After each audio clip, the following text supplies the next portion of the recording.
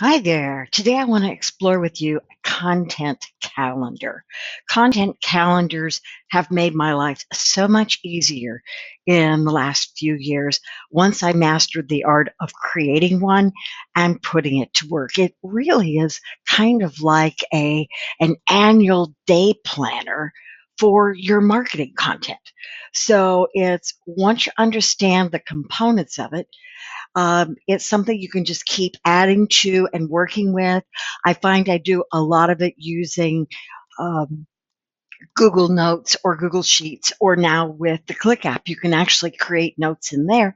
So you can do it anywhere you happen to be sitting and waiting for something else to happen. You can be filling in little tidbits and getting something done. So let's explore a content calendar. So the basis of a content calendar is an idea. It could be a topic, it could be a theme, it could be something like protect yourself from summer sun, or how to protect your permanent makeup, or let's do something wonderful for people for Thanksgiving, remembering our local community, whatever it is. The key to your idea, and if you want, you can think of it as a monthly theme. In my marketing efforts, I do a new, fresh content marketing topic every week. For the beauty business, that would be overkill. It would never get it done. So until you can afford to hire someone out to help you get that kind of content created, it's a lot of work. If you have a theme for the month or a topic for the month, that will make your life much simpler. Take that topic, and does that topic is it a standalone, one topic, one idea, or is it actually three or four ideas? Each relating idea needs to get separated out and get separate attention. So you start, once you have an idea, give it a little quick headline or a little quick title. Doesn't have to be perfect. Just get something down so that you don't forget it. Don't let it get away. From that idea, we're going to start with an article. Every article or piece of content has a purpose or a goal. It might be to educate, to inform, share new information, anything from something about the business, the artistic side of your business, the business side of your business. We're doing things differently now with COVID-19, and here's a change you need to know about. You need to figure out a schedule. When does it need to be published by? So let's say we want to do something for the 4th of July or for July. You don't want to be publishing that on the 15th. It needs to go out the first of the month. So I usually create up my calendar, and I do this with my Aesthetics Northwest, also with the marketing calendar for that. We want the newsletter to go out very early in the month. That means I've got to start working on the content for it mid-month, the month before. So you set your publication date, and then you can set a get started by date so you don't forget to get it done. You've got to decide where it's going to be published. Is this going to live in a blog on your website? Is it going to go out in an email to clients, like in a newsletter? You can actually use the same content and do both. Now that's making good use of your time.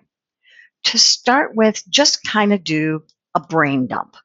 Now you can do a brain dump on your notepad, in those notes section somewhere on in an app on your cell phone or a laptop or a tablet, or it can be done on a piece of paper. You can even download an app for your phone where you can just record your thoughts. Then you can go back and have something to work with. Whatever works easiest for you and your work style.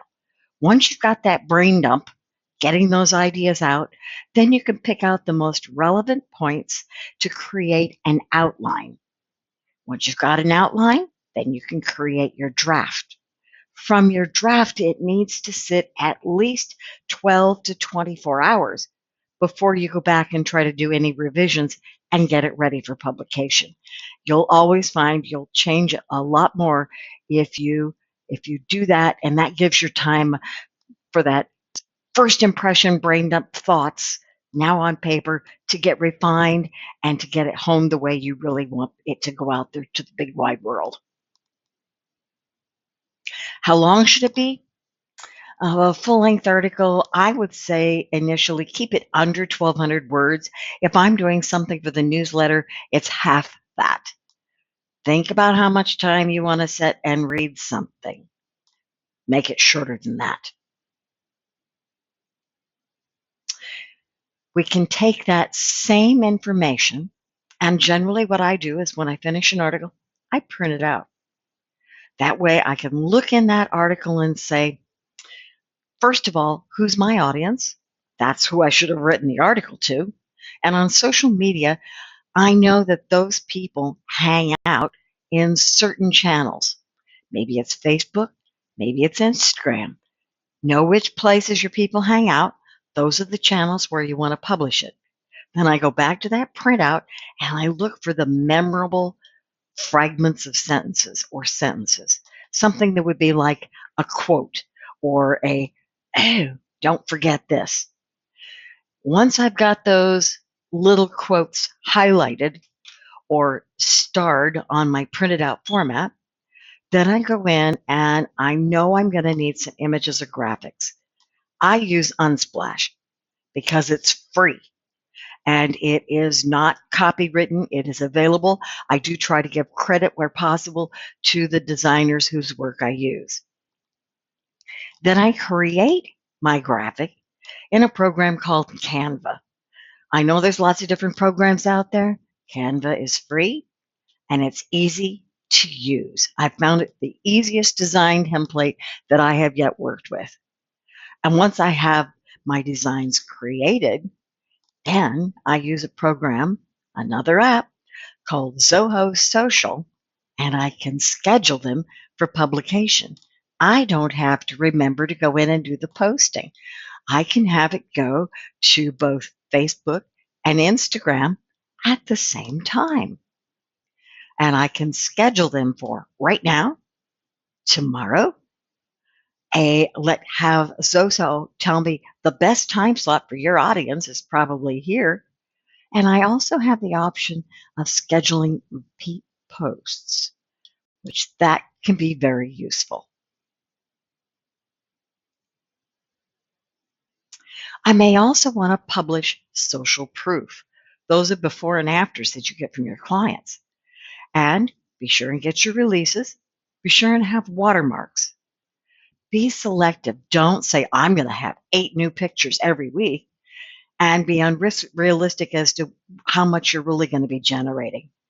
How much really is important to get out there, and you want to put those same pictures could be added to both your website and to your social proof. Again, those are going to go to the same channels that you picked out for your social media posts. Then you're going to put it on your daily planner. It's part of content marketing, I know that, which now I have created your space, and I'm sharing a link with you that will have everything that's in that space, the promo calendar, the client management, and the daily planner. When you have that article, and I did I'm going to write this article for July called Protect, Prevent, and Play. I think I need to edit that title so it reads correctly. And that's going to go to the website and an email list. It's going to live on a blog page. I'm also going to, and I have scheduled that I'm the one that's going to be handling that. And I can see that it is due on July the 3rd. I'm going to do the social media posts. It's again assigned to me. I have here, it's going to start this upcoming Saturday so that it will be all ready and scheduled to go out by July the 6th. Social proof, do the same thing. Schedule it, tie it to yourself, schedule a start date, and schedule what date you want to have those posts ready to go. Inside details are going to look like this, and we can see there's my typo in there, protect instead of protect, prevent, and play, so they can be out in the sun and have fun. I've given it a description, told it what we're going to do, and you can see that when I created it and the due date. But it's important if you give it a start date in there so you don't forget to get this thing going. It was originally scheduled as a to-do. I went in and edited it to start the next Saturday. I could have gone 2 weeks out or 3 weeks out, whatever's going to fit based on when I made the calendar creation, and give myself at least a week to get that content created, scheduled, create it, edit it, get it ready, and post. There's the same inside look at the memes. Again, we've got a created, a start date, and a due date. Who's going to be doing it? What we want to have. We want at least to pick 4 to 6 memes. We'll be talking about that in a little class that's going to be very, very shortly. Memes are part of content. They're like a very short post with a graphic. They're very memorable. Your social proof scheduling. I think I did the English spelling on that. I will have to go in and edit my slide here. We have the social proof. I'm going to pick 4, 1 a week to share, and I'm going to do the same thing. I've got a date created, when I plan to start selecting those posts, and when I'm going to get them scheduled for publication. Client cards is another thing you want to get on that content calendar. They might be a little thank you note for something either just coming in, or for maybe you're a peach, you're just a lovely client to have. Birthday remembrances, awesome. These can be done either for little thank you cards that you put in the mail to the client, or they could be done via email, depending on how you'd like to do them. I find that those handwritten note cards are really remembered because we get so few of them. Get them on the calendar, or they might not get done. Add your management tasks. Now, it might be things like updating a web page, digital client forms, and filling out your content calendar. Get everything on that calendar so you don't forget or neglect to get it done. Following this, you're going to find more topics on articles, headlines and subject lines, creating social posts, emails, direct marketing, and rewards marketing, all yet to come as part of our techniques series. You are awesome. Talk to you soon.